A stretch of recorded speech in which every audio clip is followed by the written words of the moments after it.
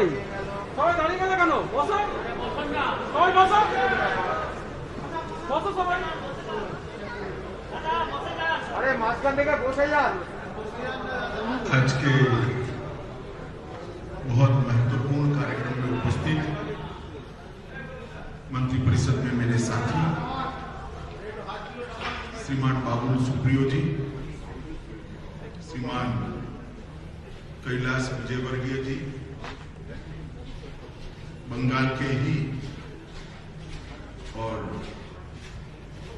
राजा राम मोहन राय पुस्तकालय के कर्ता धर्ता श्रीमान कंचन गुप्त जी, हमारे सांस्कृतिक सचिव राघवेंद्र सिंह जी, श्रीमती निरुपमा जी, श्रीमती साराबाई और आज के कार्यक्रम में उपस्थित सभी गणमान्य अतिथियों और विशेषकर जो आज यहाँ से एक संदेश लेकर बंगाल के लगभग 900 किलोमीटर तक जाने वाले मेरे युवा साथियों, आप सभी को मेरा नमस्कार। ये कार्यक्रम एक हॉल में हो रहा है और कार्यक्रम की दृष्टि से इसका इवैल्यूएशन संख्या से नहीं किया जा सकता। ये बहुत महत्वपूर्ण कार्यक्रम है क्योंकि ये कार्यक्रम ये पूरी श्रृंखला की एक कड़ी है जो सुभाष चंद्र बोस की 125वीं सालगिरह उनकी मनाने के लिए जो राष्ट्रीय और अंतर्राष्ट्रीय स्तर पर अनेक कार्यक्रमों का जो आयोजन हुआ है उसकी श्रृंखला की एक कड़ी है। मित्रों, मैं ज्यादा कुछ कहना नहीं चाहता। सुभाष बाबू को देश की जनता इतने साल के बाद भी इतने ही प्यार और सम्मान से याद करती है जितना वो जीवित थे और संघर्ष करते थे तब याद करती है। बहुत प्रयास हुआ है कि सुभाष बाबू को भुला दिया जाए, परंतु उनका कर्तृत्व, उनकी देशभक्ति और उनका सर्वोच्च बलिदान शायद कोई कितना भी प्रयास करे, पीढ़ियों तक भारतवासियों के जहन में जस का तस रहने वाला है। और इसीलिए भारत सरकार ने प्रधानमंत्री जी के नेतृत्व में एक कमेटी बनाई है जो कमेटी यह सुनिश्चित करेगी कि सुभाष बाबू का जीवन, इनका कवन और सुभाष बाबू के संस्कार जो देशभक्ति के हमें मिले हैं वो संस्कार को चिरकाल तक न केवल भारत में रहने वाले भारतीय, दुनिया भर में जहां जहां भारतीय बसे हैं वो चिरकाल तक याद करें और उसमें से प्रेरणा लेकर भारत को महान बनाने में अपना योगदान देते रहे। और मैं खास कर देश भर की युवा पीढ़ी को कहना चाहता हूं कि एक बार सुभाष बाबू के जीवन को आप अचूक पढ़िए, इसमें से बहुत कुछ सीखने को मिलेगा। एक ऐसा मेधावी विद्यार्थी जो आईसीएस की परीक्षा में टॉपर कर बाहर आया, उस वक्त पूरे देश के युवा लालायित होते थे, आईसीएस हो भी जाए तो बहुत बड़ी बात है, अंग्रेज सरकार की नौकरी मिलती थी। सुभाष बाबू ने अंग्रेज सरकार की नौकरी ठुकराकर देश की आजादी के संग्राम के साथ जुटना तय किया। वहीं से उन्होंने एक बहुत बड़ा संदेश,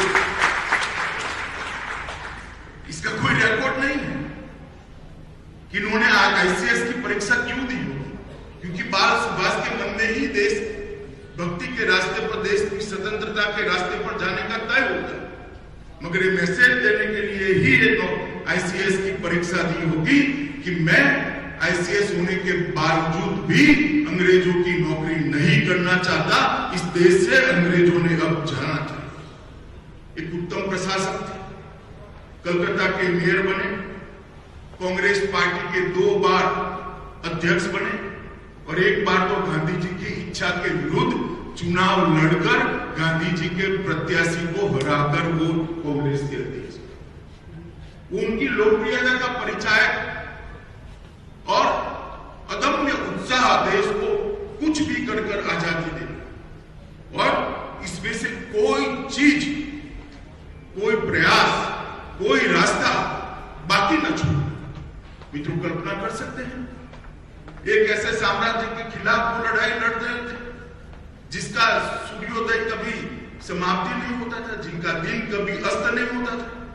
इतने सारे देशों पर उनका साम्राज्य था, और उसको चकमा देकर बंगाल से भागकर हजारों किलोमीटरों की यात्रा कर पैदल, गाड़ी में, सबमरीन में आजादी फौज की रचना तक और भारत की भूमि पर अपना तिरंगा फहराने तक की इनका जो संघर्ष गाथा है, कोई भारतीय ने कभी भूलनी नहीं चाहिए।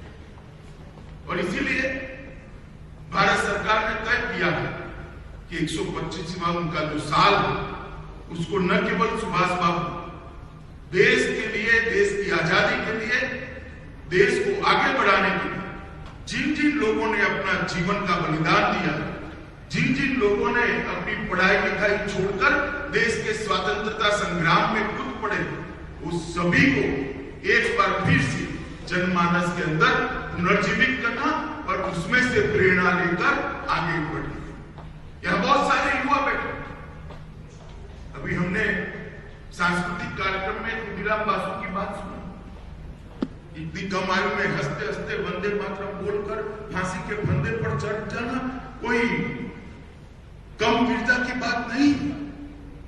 मित्रों, हम लोगों के भाग्य में देश के लिए मरना नहीं, मगर देश के लिए जीना ईश्वर ने हम पर छोड़ा है।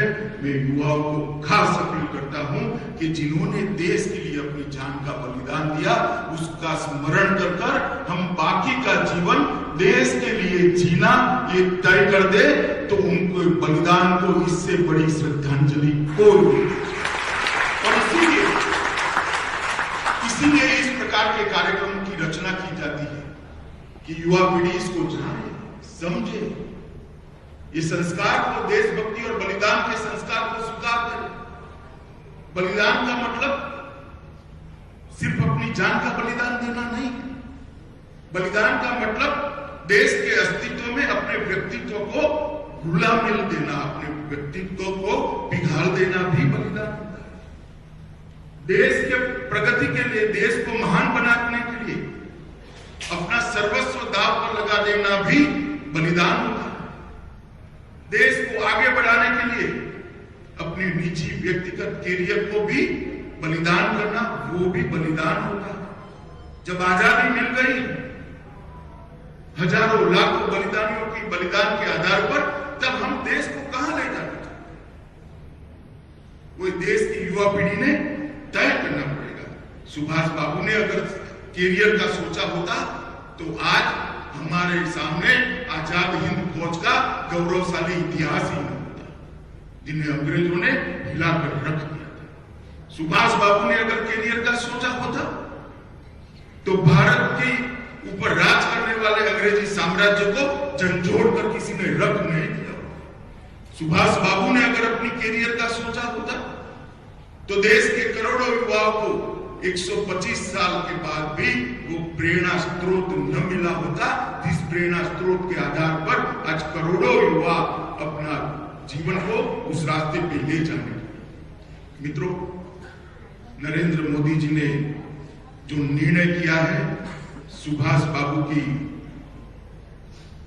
125वीं जयंती को मनाने का, मैं मानता हूं कि ये बहुत बड़ा निर्णय है और इस निर्णय से देश के अंदर बहुत बड़ा परिवर्तन।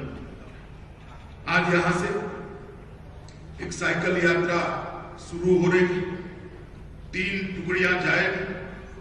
एक टुकड़ी का नाम है नेताजी सुभाष चंद्र बोस टुकड़ी, जो 270 किलोमीटर का सफर तय कर नामी अनामी गुमनाम कई शहीदों के गांव में जाकर उनका महिमा मंडन करने का, उनकी याद को फिर से एक बार जीवित करने का प्रयास करेगा। दूसरी टुकड़ी रास बिहारी बोस टुकड़ी है, जो कार 400 किलोमीटर की यात्रा करेगी और सभी हमारे शहीद जो जिस गांव में से पैदा हुए थे वहां जाकर आगे बढ़ेगी और खुदीराम बोस टीम भी जाएगी जो 250 किलोमीटर की यात्रा करेगी। मित्रों, ये प्रयास जो युवा कर रहे हैं, मैं इनको आज समग्र देश की ओर से साधुवाद देना चाहता हूं कि आप जो यात्रा कर रहे हो ये भारत के पुनर्जागरण की यात्रा, क्योंकि जिस देश की युवा पीढ़ी आजादी के इतिहास को, जिस देश की युवा पीढ़ी अपने देश के इतिहास को समझती नहीं है, उसमें से गर्व के भाव को आत्मसात नहीं करती है, वो देश का भविष्य नहीं बना सकती। देश का भविष्य वही युवा पीढ़ी बना सकती है जो देश के इतिहास को समझती है। देश का भविष्य वही युवा पीढ़ी बना सकती है जो देश के इतिहास की सारगर्भिता को आत्मसात करती है।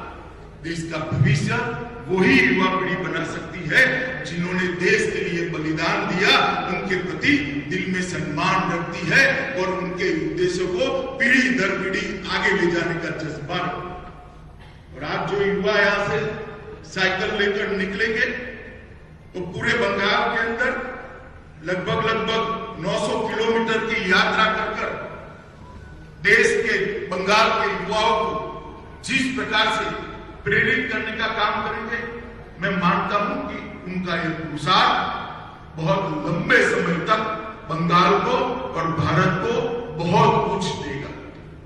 आज हमारे इतिहास को हमने अपने नजरिए से भी देखने की जरूरत है। हमारे इतिहास को अपने नजरिए से समझने की भी जरूरत है। आज मैंने जो सांस्कृतिक कार्यक्रम दिया उसके निर्देशिका और सभी कलाकारों को मैं हृदय से बधाई।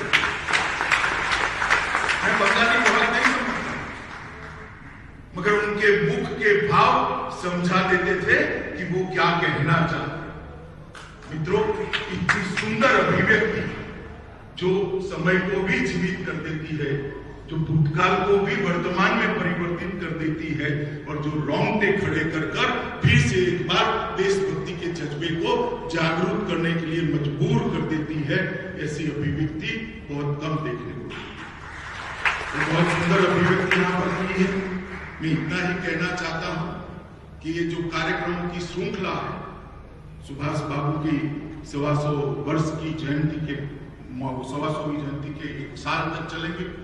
देश के युवा इस कार्यक्रमों की श्रृंखला के साथ जुड़े, देश भर के अंदर कार्यक्रम, और जब देश की आजादी के 75 साल होंगे तब मोदी जी ने तय किया है कि 75वां साल आने वाले और 75 साल तक के लक्ष्य तय कर हम आगे बढ़े, भारत को विश्व के अंदर सबसे महान बनाने की कवायद के साथ हम सब जुड़ जाए। ये 2 कार्यक्रम, ये 2 वर्ष एक साथ आना भी एक अपने आप में बहुत बड़ा सहयोग।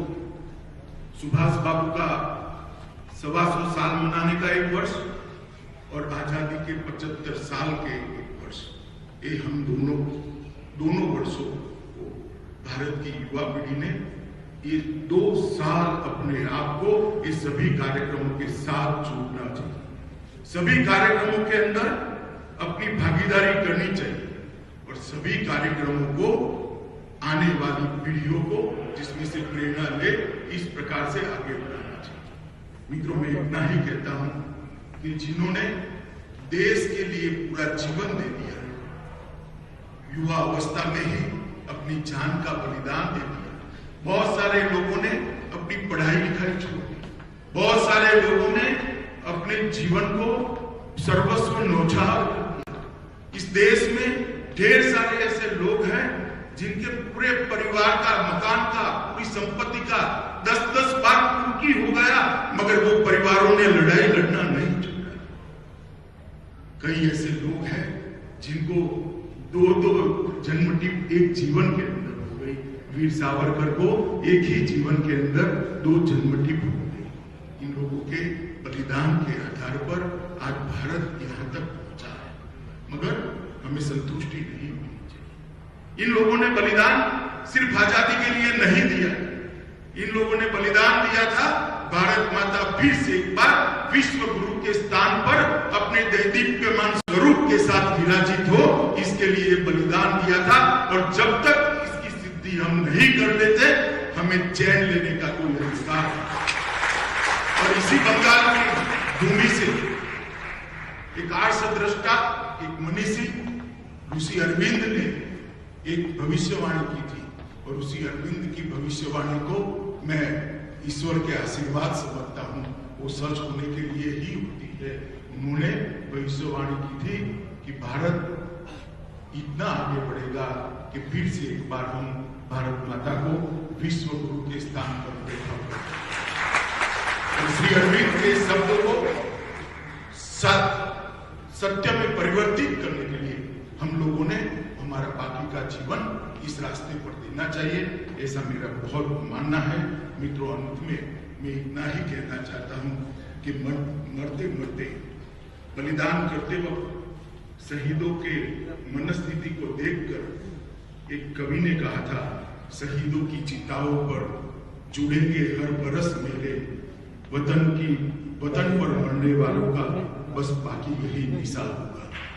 मैं इससे आगे मेरे तो जरूर लगाने चाहिए, इनकी चिताओं पर हर साल मेरे लगाने चाहिए, मगर जिस उद्देश्य के लिए उन्होंने शहीदी दी है, उस उद्देश्य की परिपूर्ति के लिए मेरे के साथ साथ अपना जीवन भी लगा देना चाहिए। फिर से एक बार साइकिल लेकर निकलने वाले सभी युवाओं को बहुत बहुत अभिनंदन भी देता हूँ, शुभकामनाएं भी देता हूँ, और सांस्कृतिक मंत्रालय को एक बहुत अच्छी प्रस्तुति के लिए, सभी कलाकारों को बहुत अच्छी प्रस्तुति के लिए मन से साधुवाद देना चाहता हूँ। वंदे मातरम।